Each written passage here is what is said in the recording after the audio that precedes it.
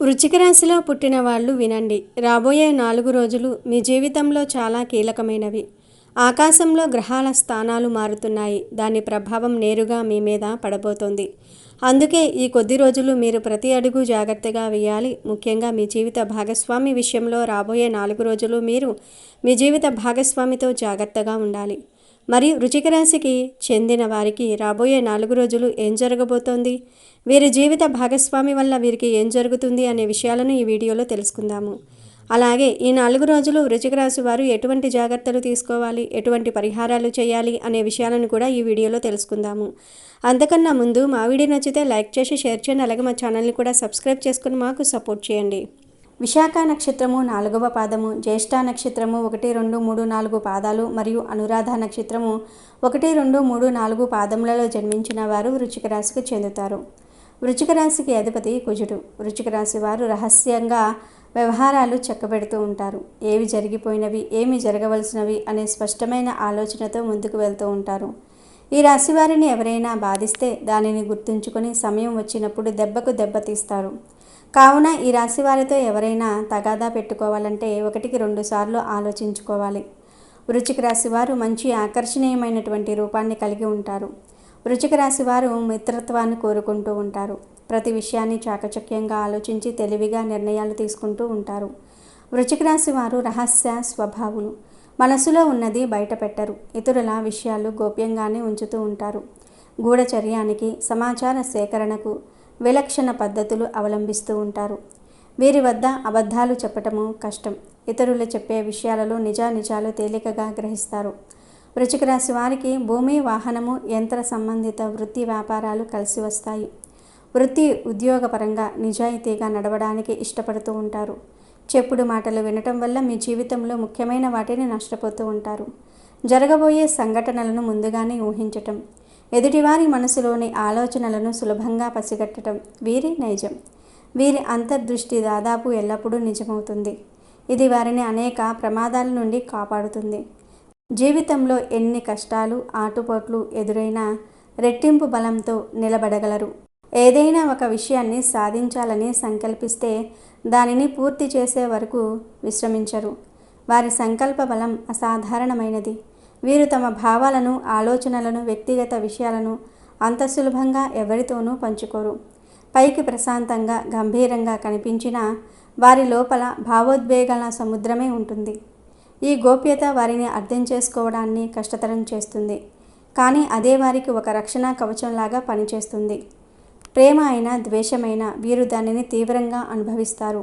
వారి పట్ల అమితమైన విశ్వాసంతో, ప్రేమతో ఉంటూ ఉంటారు.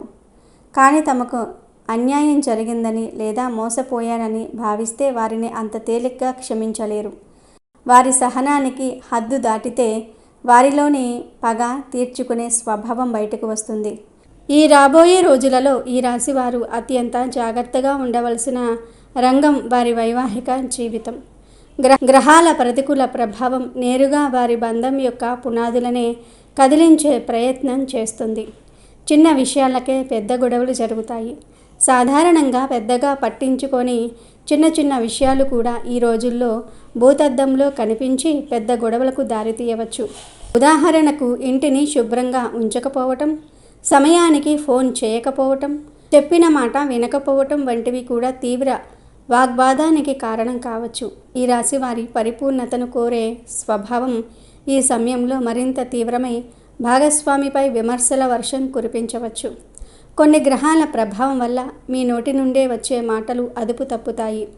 మీరు చెప్పాలనుకున్నది ఒకటి, బయటకు వచ్చేది మరి ఒకటి కావచ్చు. పరుషమైన పదజాలం వాడటం, భాగస్వామిని కించపరిచేలాగా మాట్లాడడం, వారి కుటుంబ సభ్యులను నిందించడం వంటివి జరగవచ్చు. ఒకసారి నోరు జారితే దానిని వెనక్కి తీసుకోలేరు. అది బంధంలో శాశ్వతమైన గాయాన్ని మిగల్చవచ్చు. కుజగ్రహ ప్రభావం వల్ల మీలో అహం పెరుగుతుంది. ప్రతి విషయంలోనూ నేనే కరెక్ట్ అనే వాదనకు దిగుతారు. భాగస్వామి అభిప్రాయానికి విలువ ఇవ్వకపోవటం, వారిని తక్కువ చేసి మాట్లాడడం జరుగుతుంది. నా మాటే నెగ్గాలి అనే ధోరణి సంబంధాన్ని నాశనం చేస్తుంది. ఇద్దరి పట్టుదలకు పోవటం వల్ల సమస్య పరిష్కారం కాకుండా మరింత జటిలమవుతుంది. ఈ సమయంలో మనస్సు ప్రశాంతంగా ఉండదు. ఎప్పుడో మర్చిపోయిన పాత సంఘటనలు, గతంలో భాగస్వామి చేసిన తప్పులు గుర్తుకు వచ్చి వాటిని ప్రస్తావించి గొడవ పడుతూ ఉంటారు. ఇది పరిస్థితిని మరింత దిగజారుస్తుంది. నువ్వు అప్పుడు కూడా ఇంతే చేశావు వంటి మాటలు భాగస్వామిని తీవ్రంగా గాయపరుస్తాయి. ఈ అంశం వినడానికి చాలా భయానకంగా ఉంటుంది. కానీ దీనిని సరిగ్గా అర్థం చేసుకోవాలి. మీ మధ్య మూడవ వ్యక్తి ప్రవేశం జరిగే అవకాశం ఉంది అంటే మూడవ వ్యక్తి ప్రవేశం ఎల్లప్పుడూ వివాహేతర సంబంధం అని అర్థం కాదు. రాహువు ప్రభావం దీనికి అనేక రూపాలను ఇస్తుంది. మీ స్నేహితుడు, సహోద్యోగి లేదా బంధువు చెప్పిన మాటలను పట్టుకుని మీ భాగస్వామిని అనుమానించటం మొదలుపెట్టవచ్చు. ఉదాహరణకు, ఎవరో వచ్చి మీ ఆయన లేదా మీ ఆవిడ ఫలానా వారితో నవ్వుతూ మాట్లాడుతూ ఉన్నారు అని చెప్పగానే దానిని మనసులో పెట్టుకుని లేనిపోనివి ఊహించుకుని గొడవపడటం. ఇక్కడ ఆ చెప్పిన వ్యక్తి మూడవ వ్యక్తి అవుతాడు. అత్తగారు, ఆడబడుచు, తల్లిదండ్రులు లేదా ఇతర దగ్గరి బంధువులు మీ భార్యాభర్తల మధ్య విషయాలలో అతిగా జోక్యం చేసుకోవటం కూడా మూడవ వ్యక్తి ప్రవేశమే. వారి మాటలు విని మీరు మీ భాగస్వామితో సంబంధాన్ని పాడు చేసుకునే ప్రమాదం ఉంది. వారి మంచి కోసమే చెప్పినప్పటికీ గ్రహస్థితి సరిగ్గా లేనప్పుడు అది మీకు ప్రతికూలంగానే అర్థమవుతుంది. పాత ప్రేమికులు లేదా స్నేహితుల నుండి అకస్మాత్తుగా ఒక సందేశం రావటం లేదా వారు తారసపడటం జరగవచ్చు. ఇది మీ భాగస్వామిలో అనుమానాన్ని, అభద్రతాభావాన్ని రేకెత్తించవచ్చు. మీరు ఎలాంటి తప్పు చేయకపోయినా పరిస్థితులు మిమ్మల్ని దోషిగా నిలబెట్టవచ్చు. వివాహేతర ఆకర్షణ ఇది అత్యంత ప్రమాదకరమైనది.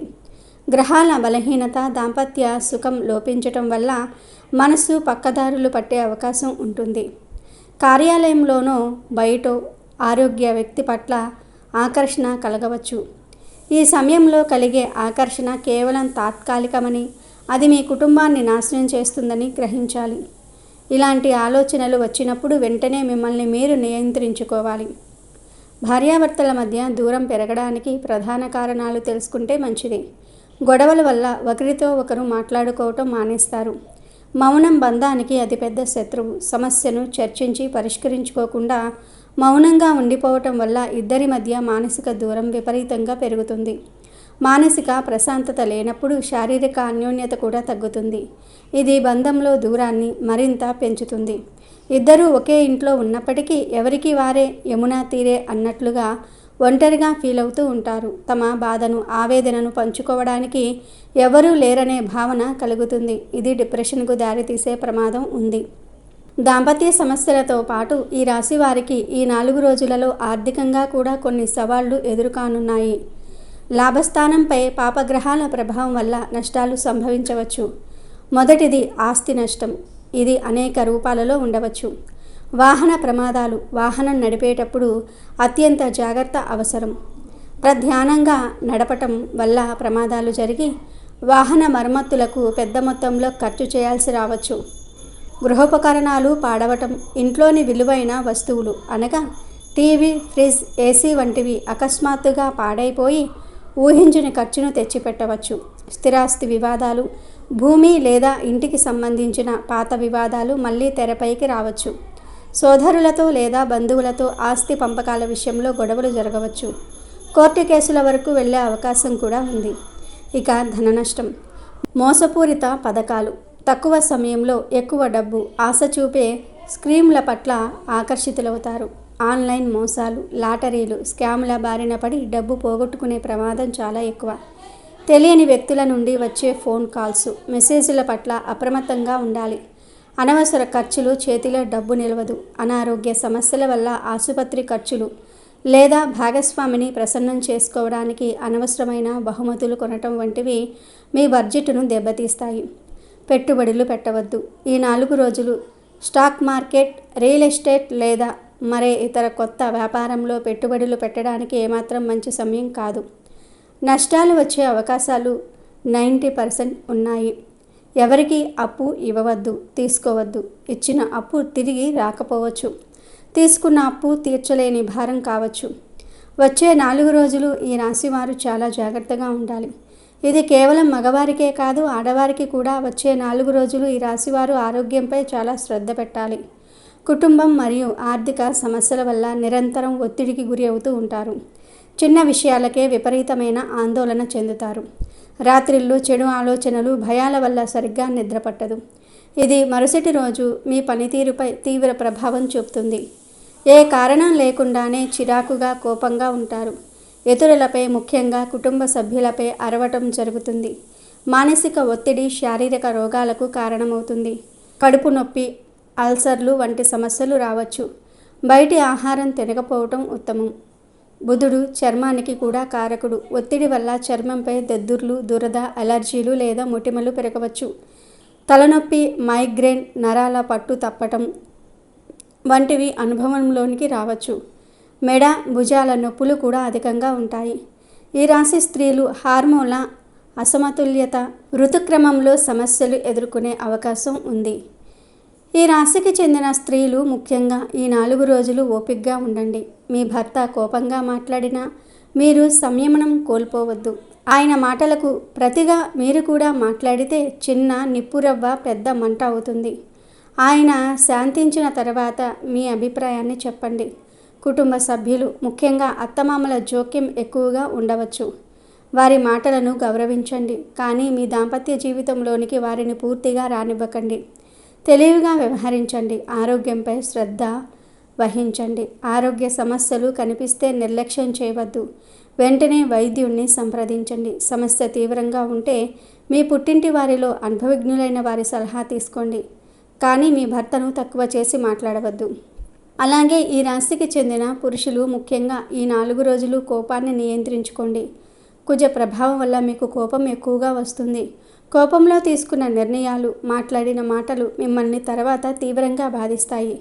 కోపం వచ్చినప్పుడు ఆ ప్రదేశం నుండి వెళ్ళిపోవటం లేదా నీళ్లు త్రాగటం వంటివి చేయండి. మీ భార్య అభిప్రాయాలకు, భావోద్వేగాలకు విలువ ఇవ్వండి. ఆమెను విమర్శించటం, ప్రతిదానిలో తప్పులు వెతకటం మానుకోండి. ఆమె మీ నుండి ప్రేమను, భరోసాను కోరుకుంటుంది. కార్యాలయంలో లేదా స్నేహితులలో ఎవరైనా మహిళలు మీతో స్నేహంగా ఉన్నంత మాత్రాన దానిని అపార్థం చేసుకోవద్దు. మీ భార్యను అనుమానించేలాగా ప్రవర్తించవద్దు. అలాగే మీరు కూడా అలాంటి ఆకర్షణలకు లొంగవద్దు. ఈ సమయంలో ఆర్థికంగా ఎలాంటి సాహసాలు చేయవద్దు. జూదము, బెట్టింగ్ వంటి వాటికి దూరంగా ఉండండి. కుటుంబాన్ని ఆర్థిక కష్టాల్లోనికి నెట్టవద్దు. ఈ కష్టకాలం నుండి బయటపడడానికి ఈ రాశికి చెందిన ఆడవారు, మగవారు ఈ పరిహారాలను శ్రద్ధగా ఆచరించండి. దాంపత్య అన్యోన్యతకు శివపార్వతులను మించిన దైవం లేదు. ప్రతిరోజు శివాలయాన్ని సందర్శించి శివపార్వతులకు పూజ చేయండి. ఓం నమఃశివాయ మంత్రాన్ని జపించండి. శుక్రుడు ప్రేమకు, బంధాలకు కారకుడు. శుక్రవారం నాడు శ్రీ మహాలక్ష్మి అమ్మవారిని పూజించి పాయసం నైవేద్యంగా పెట్టండి. ప్రతిరోజు ఉదయం స్నానం చేశాక కొద్దిసేపు మౌనంగా ఉండండి. ధ్యానం చేయడానికి ప్రయత్నించండి. ఇది మీ వాక్కును, ఆలోచనలను నియంత్రణలో ఉంచుతుంది. పరిహారాల కన్నా ముఖ్యమైనది మీ ప్రవర్తనలో మార్పు. భాగస్వామితో గొడవ పడకూడదని ముందుగానే నిర్ణయించుకోండి. వారు రెచ్చగొట్టినా మీరు ప్రశాంతంగా ఉండడానికి ప్రయత్నించండి. సమస్యను చర్చించడానికి ఇది సరైన సమయం కాదని చెప్పి తర్వాత మాట్లాడదామని చెప్పండి. రాబోయే 4 రోజులు ఈ రాశి వారికి నిస్సందేహంగా ఒక పరీక్షా సమయం. దాంపత్య జీవితంలో గొడవలు, ఆర్థిక నష్టాలు, ఆరోగ్య సమస్యలు పొంచి ఉన్నాయి. ఈ పరీక్షలో మీరు ఓపిక, సంయమనం, అవగాహన అనే ఆయుధాలతో నిలబడితే మీ బంధం మునుపటి కన్నా మరింత బలపడుతుంది. కాబట్టి ఆందోళన చెందకుండా ధైర్యంగా, తెలివిగా ఈ పరిస్థితిని ఎదుర్కోండి. మీ జీవిత భాగస్వామి మీ శత్రువు కాదు, మీ అర్ధభాగం. ఈ కష్ట సమయంలో ఒకరికొకరు తోడుగా నిలబడితే ఏ గ్రహము మిమ్మల్ని విడతీయలేదు. అయితే మీ జీవితం మారే 5 రోజుల ముందు విశ్వం మీకు ఎలాంటి సంకేతాలను పంపుతుంది అనే విషయానికి వస్తే, అందులో మొదటి సంకేతం అకస్మాత్తుగా అడ్డంకులు, ఆటంకాలు రావటం. మీరు మీ జీవితంలో ఒక ముఖ్యమైన మార్పు కోసం ప్రయత్నిస్తున్నప్పుడు, ఒక పెద్ద పని మొదలుపెట్టినప్పుడు లేదా ఒక కొత్త దారిలో వెళ్ళాలని నిర్ణయించుకున్నప్పుడు ఉన్నట్లుండి మీ చుట్టూ అడ్డంకులు ఎక్కువ అవుతూ ఉంటాయి. మీరు ఎంతో నమ్మకంతో మొదలుపెట్టిన పనులు ఒక్కసారిగా ఆగిపోతాయి. మీకు సహాయం చేస్తామన్న మనుషులు ముఖం చాటేస్తారు. ఆర్థికంగా, ఆరోగ్యపరంగా, సంబంధాల పరంగా అంతా గందరగోళంగా అనిపిస్తుంది. ప్రపంచం మొత్తం మీకు వ్యతిరేకంగా కుట్ర పన్నుతుందా అన్నంతగా పరిస్థితులు మారిపోతాయి. ఇది చూసి చాలామంది భయపడి నేను తప్పుడు మార్గంలో వెళ్తున్నానేమో, అందుకే దేవుడు నన్ను శిక్షిస్తున్నాడు అని వెనక్కి తగ్గిపోతారు. కానీ అసలు నిజం ఇది కాదు. ఇది శిక్ష కాదు. మీ దారి సరిపోయిందని, మీరు సరైన లక్ష్యం వైపే వెళ్తున్నారని విశ్వం మీకు ఇచ్చే ఒక బలమైన సంకేతం. ఈ అడ్డంకులు విశ్వం మీకు పెట్టే ఒక పరీక్ష. ఒక వజ్రాన్ని ప్రకాశవంతంగా మెరిపించాలంటే దాన్ని సానబెట్టాలి. ఒక బంగారాన్ని శుద్ధి చేయాలంటే దాన్ని నిప్పులో కాల్చాలి. అలాగే మీరు కోరుకున్న గొప్ప లక్ష్యాలను అందుకోవడానికి మీరు తగినవారైనా అంతటి శక్తి మీకు ఉందా అని విశ్వం మిమ్మల్ని పరీక్షిస్తుంది. ఈ కష్టాలను తట్టుకుని మీరు ధైర్యంగా మొక్కుకుని విశ్వంతో నిలబడగలిగితే ఈ వ్యక్తి ఈ పరీక్షలో పాస్ అయ్యారు. ఈయన తన లక్ష్యం పట్ల నిజాయితీగా ఉన్నారు. ఇక ఈయన కోరుకున్నది ఇవ్వటంలో ఆలస్యం చేయకూడదు అని విశ్వం నిర్ణయించుకుంటుంది. కాబట్టి ఆటంకాలు ఎదురైనప్పుడు భయపడకండి. అది మీ విజయం దగ్గరలో ఉందనడానికి గుర్తుగా భావించి మరింత ధైర్యంగా ముందుకు సాగండి. ఇక రెండవ సంకేతం ఏమిటి అంటే పాత సంబంధాలు, పాత అలవాట్లు దూరం కావటం. మీ జీవితంలో ఒక కొత్త ఉజ్వలమైన అధ్యాయం మొదలయ్యే ముందు పాత అధ్యాయం ముగియాలి. ఈ క్రమంలో మీ జీవితం నుండి కొంతమంది వ్యక్తులు హఠాత్తుగా ఎలాంటి కారణం లేకుండా దూరమవుతారు.